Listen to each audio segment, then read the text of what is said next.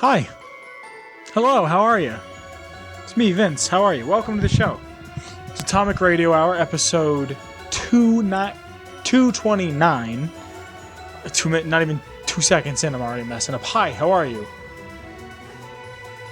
Cool. I'm already messing up the intro, and I realized that I think one of my light bulbs went out, so I don't know how this episode looks. Welcome to the show. It's been a weird week. It's been a hard week.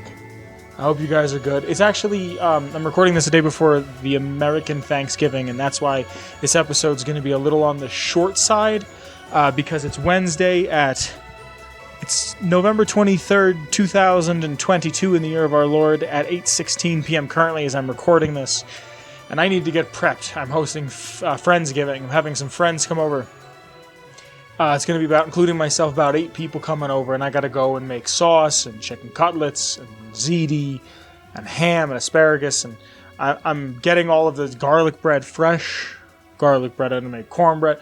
I'm doing all this, and I have to just go start preparing it. I have to get the preparation process started, and that includes me having to make the sauce right away first, and the longer you do it, the better, and I have to confit garlic and all this other stuff. So there's only a few things I want to talk about. Something happened that I don't necessarily want to talk about because it's not something that's a positive thing. It's not fun. It's kind of hard, honestly, for multiple reasons. I have a piece of lore that's really fun. And then I want to talk about everybody's favorite bird site towards the end of the program. So thank you for sticking around. I appreciate you. Let's just get into the thing that's going to be hard to talk about, like no matter what I do. If you live in the U.S., you've probably heard about one of the many shootings that happens daily, but one that seems to be rather bad, rather tragic that happened recently was in Colorado, the state that I moved to in the past few years, in a city, the second largest city in Colorado, Colorado Springs, which happens to be my city. There was a shooting at a queer club, an LGBTQIA plus club.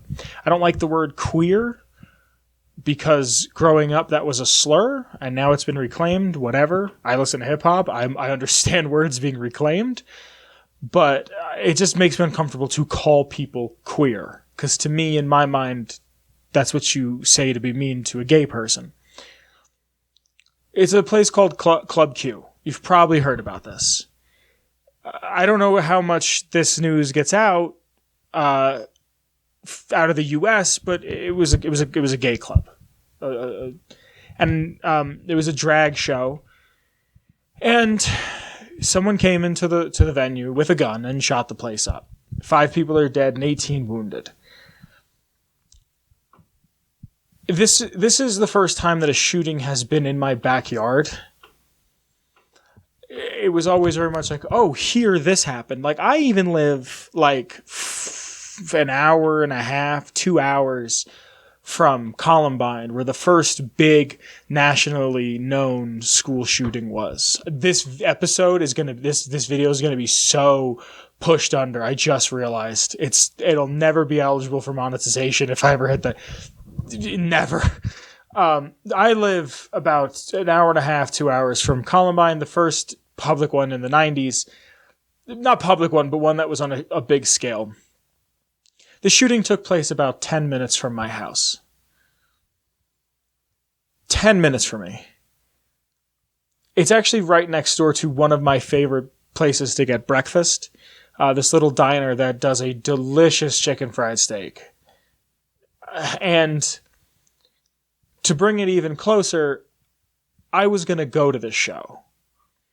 Now, I have some friends at work who were going to this drag show, and Olive and I, if you don't know, the previous host of the show, Olive and I, had made plans back in the day to go, because Olive was into drag, and I feel like you should have a shared interest with your friends. You should give it a try. I appreciate any form of performance, any form of art that's live, I can appreciate. And I like the movie The Birdcage, so I wanted to see a live drag performance. The show doesn't do anything for me, and I thought maybe seeing it live, like some people, so like I like EDM when it's live a lot more than I like EDM, like listen to some stuff, whatever. So I thought, you know what, let's go. My friend said, let's go, this and that. I had a very busy Saturday. And when I looked up tickets, they were $30. And I had Thanksgiving coming up. And I decided not to go. And because of my cheap, my friends wound up not going either. So like everybody lucked out, but they told me they were going to buy their tickets and I didn't get back to them. And by the time I got back to them going, hey, enjoy yourself. I don't think I'm going to go. They said, hey, don't worry about it. We decided we're not going to go. There's something they wanted to do the next day and whatever. I was almost a part of a shooting. Like I was almost there. And the cops didn't do anything because the cops don't do anything in this country unless they're shooting innocent black people. Fuck 12. And then there's a picture and I was thinking about, do I put it behind me? Do I show this? That's what the guy wants. He walked into this club, shot over 20 people, 18 wounded. I'm assuming that's by shooting, and then 5 dead. He walked into this club, shot these people, and a drag queen, which I think is hilarious, grabbed the gun away from him, and when he got on the ground, continuously kicked him in the face. His mugshot is just him battered and bruised with these kicks in his face. I don't care what anybody thinks about other people, as long as you're not hurting anybody. And I know that's kind of backwards, and it's like, but what are you going to do? How are you going to tell, like, if people, when people are wrong, the only thing people love more than money is sticking to an ideal when it's wrong. So what are you going to do? You're going to fight with people? No. And this is not me saying gay people or trans people or anything are wrong, because apparently this was a trans day of remembrance, I believe, or something like that. This dude's grandfather said that the attack, and this is not the political show, I'm just telling this because this is something that happened to me. I could have been a statistic. And like, my luck, I would have been as like the straight dude there. Like, we got to laugh a little bit. We got to try to laugh a little bit. Like,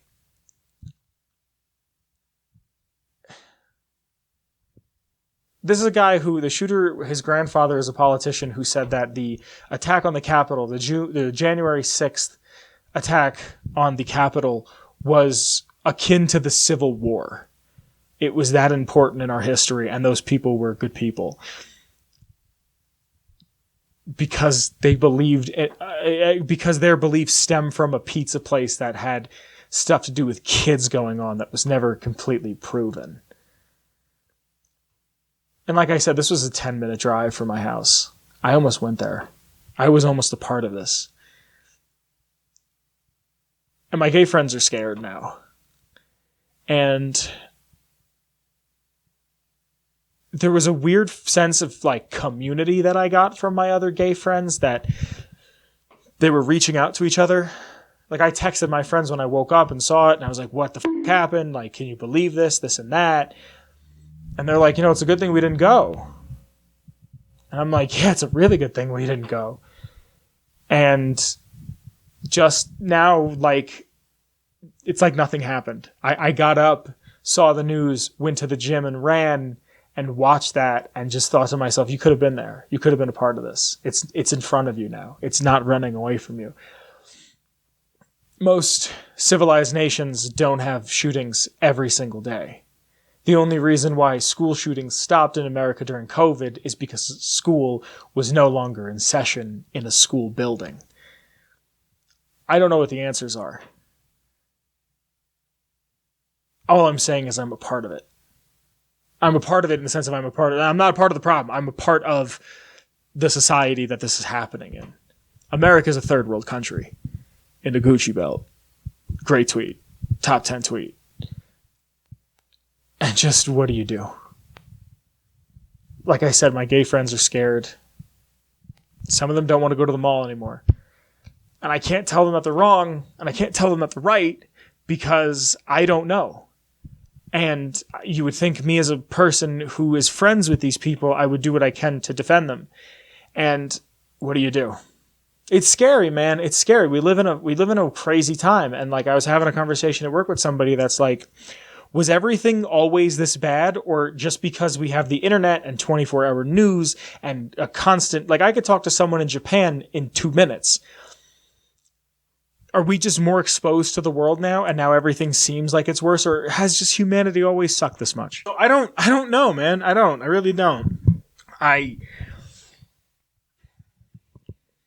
don't know. Community is the only thing that the older I get matters more and more.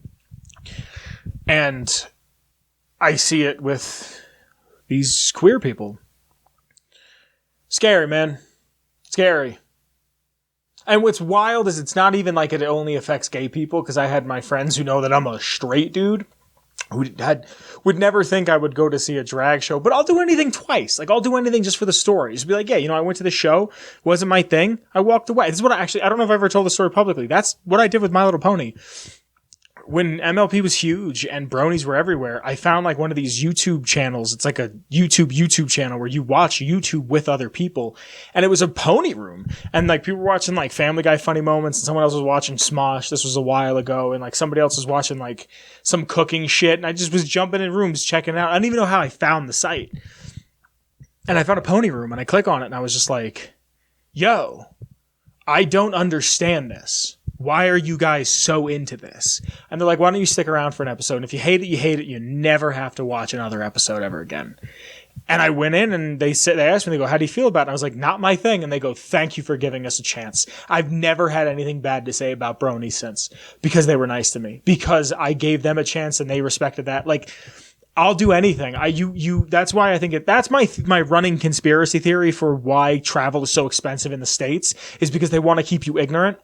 Because the way you conquer racism is you travel. Once you realize that every culture has dope food, you no longer feel racism, because hey, if I go to that country, I gotta eat. And if you like something, you take it home with you, and you say to your friends, yo, this is shakshuka. This is a Middle Eastern dish that's delicious, and I want to show you it. It's not going to be the same. The coriander isn't as fresh. The tomatoes aren't as fresh as I got there, but it's close.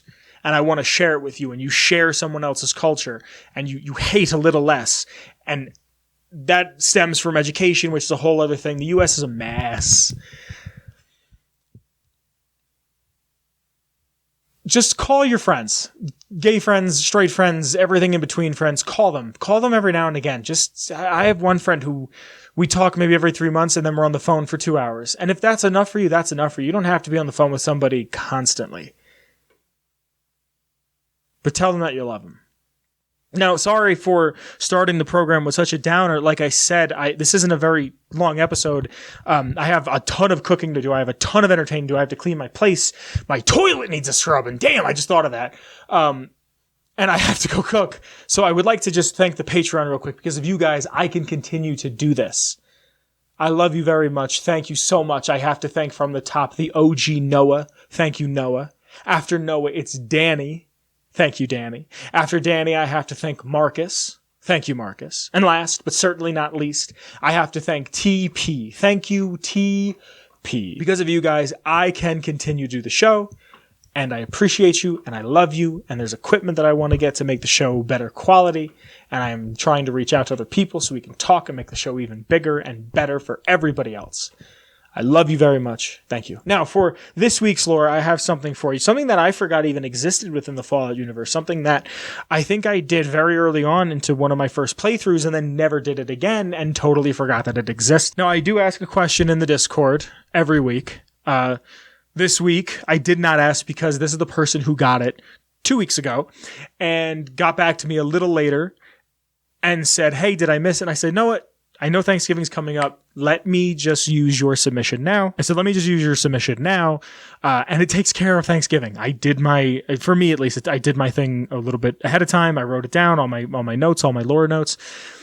And now I didn't have to come home and jot everything down. I could go out and buy the last remaining pieces that I need for dinner tomorrow, and I can get everything ready. Thanksgiving is my Christmas. It's my birthday, my Christmas, my New Year's, my Halloween, my Vietnam, my Star Wars release day. It's the day where we get to sit down and eat with people around a table, around some sort of a setting with some music playing and some desserts.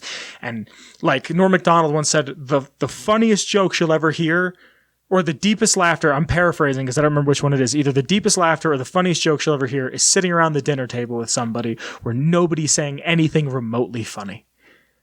Because it's just people understanding each other and loving each other. Thanksgiving is my favorite holiday. I don't care about the the real reason why we celebrate the genocide of a people. That's awful and ugly and repugnant. But to sit down with someone and eat, we have a day set aside for that. It makes me very happy. So if you want to hear any lore, and I mean any lore whatsoever, there's a link in the description below to the Discord. Join the Discord because once a week I'll ask a question, and the first person to get the question right gets to pick lore for the week. And this week's lore comes from GamerRU42, who wanted to hear the lore on Drinkin' Buddy from Fallout 4. Now, Drinkin' Buddy is someone who I totally forgot existed in the game whatsoever.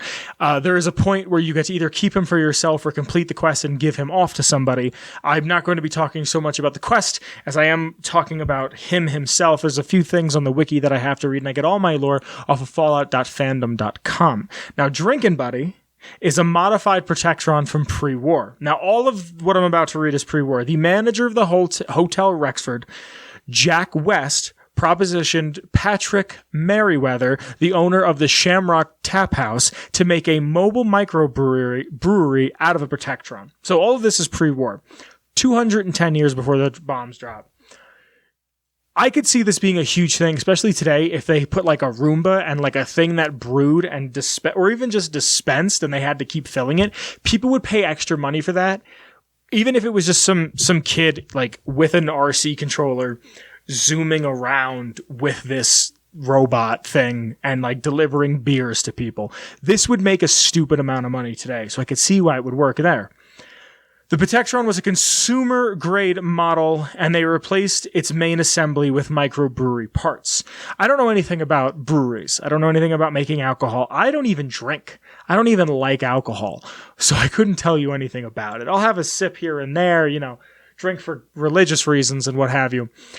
But, like, it does nothing for me. So I can only imagine what that looks like. I've seen, like, brewery in a box where people buy, like, a kit. It's like a $200 thing. You make beer in your living room, and it tastes like gas, and you invite your friends over, and you say, hey, try this. I made it. And they're like, hey, man, this is really good. And they get in the car, and they make fun of you. Some people probably have a wheat thumb, I guess. But I doubt most people do. Now, you taking apart the parts and replacing it with microbrewery parts, I have it written in my notes, so I must have wanted to make a point about it, is that this voids the warranty. Now, the Hotel Rexford is contracted to only sell Gwinnett beer, and Patrick Merriweather was unable to put his own recipes into the Protectron that is now Drinkin' Buddy because of that. He later found somebody who could crack the code of the. He later found somebody who could crack the coding of the Protectron that became Drinkin' Buddy and made it where the default drink was Gwinnett Pale Ale. But there was other things that could be put in there as well. A few days later of tinkering with the robot, and Patrick finally had himself a properly running Drinkin' Buddy robot. He knew that Gwinnett lawyers would come after him because of the ownership over their beer, and he hoped they could work something out. Now, the original Fallout world, the pre-war Fallout world is all about greed. All about greed. They were going to sue his ass into oblivion. They were going to take him down at every which way, every corner, everything about him was going down. The original prototype was to be sent to the Hotel Rexford, but much like other things in Fallout 4, because of the Great War happening, all of this came to a halt, and he has been sitting in his charging pod for 210 years. Now, you can give Drinking Buddy, or just Buddy, holotapes with alcohol recipes on them so he can brew things for you, but also you can give him any Gwinnett beer, any Nuka-Cola, and any Vim, and he turns it into the ice cold variety. It gives you plus 35 AP, and depending on the drink, it gives you a variation to your strength, your intelligence, and charisma. Now, like I said earlier in this lore segment, that I get all my lore from fallout.fandom.com, the Nukapedia, if you will. And there's some things I wanted to read off of here.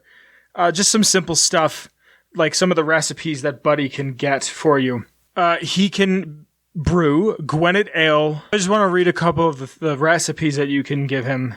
Gwinnett Stout, Gwinnett Brew, Gwinnett Lager, Gwinnett Pils, I guess a Pilsner, and Gwinnett Pale Ale.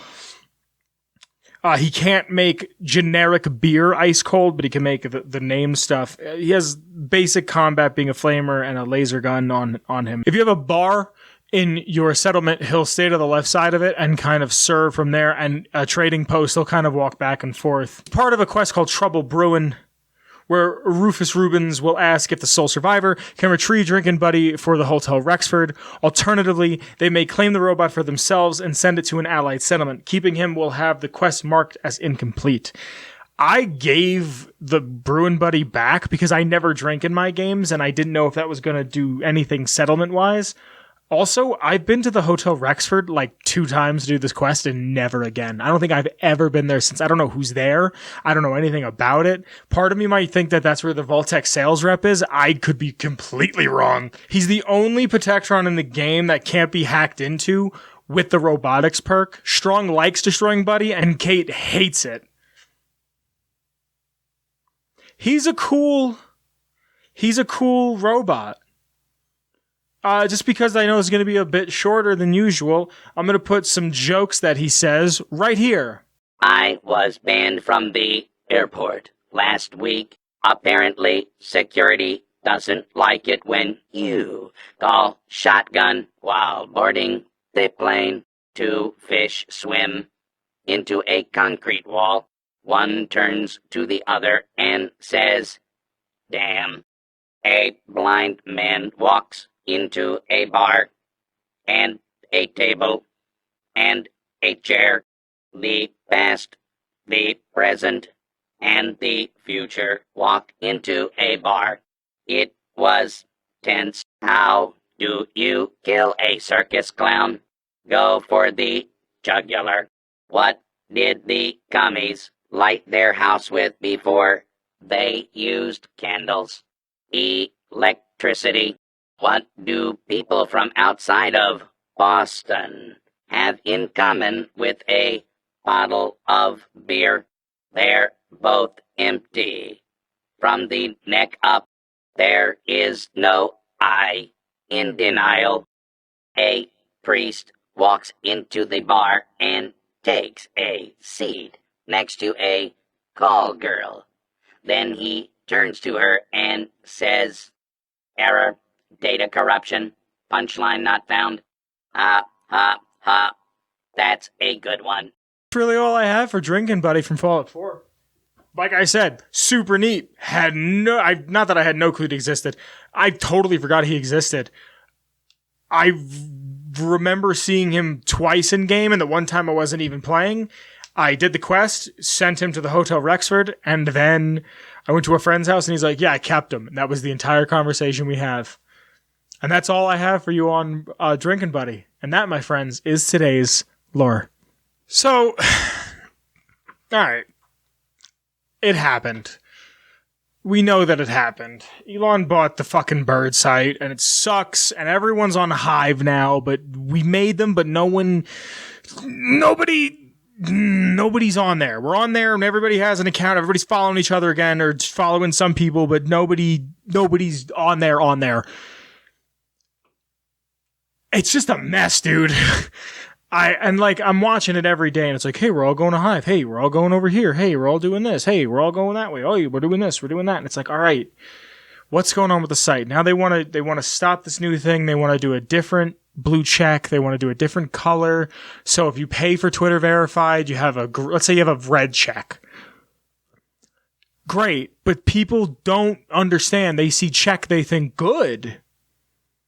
I had a family member send me a video, and I was like, "Why did you send me this?" They go, "I don't know. I watched the whole thing, and at the end it said send to 5 friends." And I was like, "Why did you do? Who does this? What kind of boomer shit is that?" Like, so people are just gonna the reason why we verify accounts is to make sure people are who they say they are. They don't just verify a person. Like, you have to go through they might just verify people. Excuse me. Things like the president.